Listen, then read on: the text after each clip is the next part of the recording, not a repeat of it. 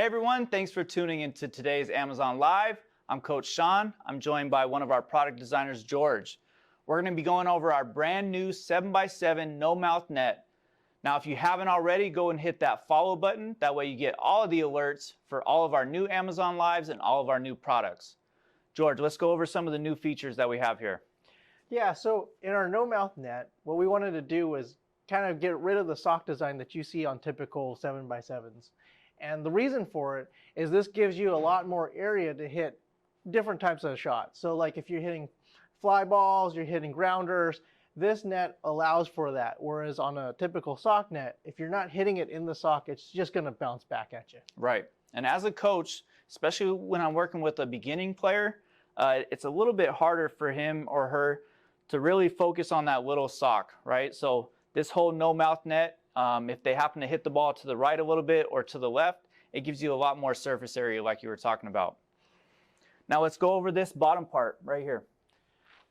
Yeah, so what we did was we added this little gate, and that allows the balls to basically be kept in the net. So as you're hitting it, we designed this net to be a little bit thicker. There's actually a little bit more net, and that adds a lot of drag to the ball. As you're hitting it in, the ball kind of gets dragged, hits the net, gets a lot of drag on it, and it just drops. Right. And so this gate will protect you from the balls kind of coming back.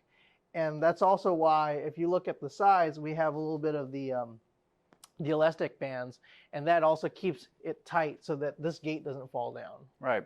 And the frame, nothing's different from the frame, right? This is the original 7x7 frame. It's original 7x7 frame. So right. The only thing different is the net itself. So a lot of times I see when using other 7x7 with a sock in it, if I'm hitting weighted balls, a lot of times it'll definitely push the net back, or it's going to shift it one way or another. The one thing that I did notice with this no-mouth net is that it doesn't really push back as much. It's not necessarily, you don't necessarily need to use any of the sandbags on this one as well. Like you were saying, it creates a lot of drag. So a lot of the energy that's absorbed through the net isn't really moving it as much, right? Right, and that was its design intent.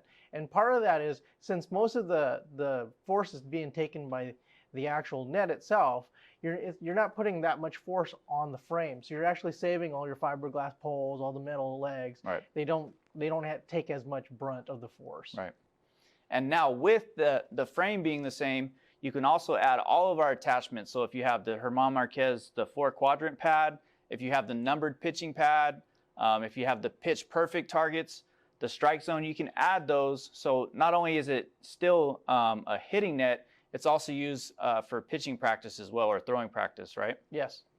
So if you haven't already, like I said before, go ahead and hit that follow button. It'll give you all the alerts to all of our new Amazon Lives.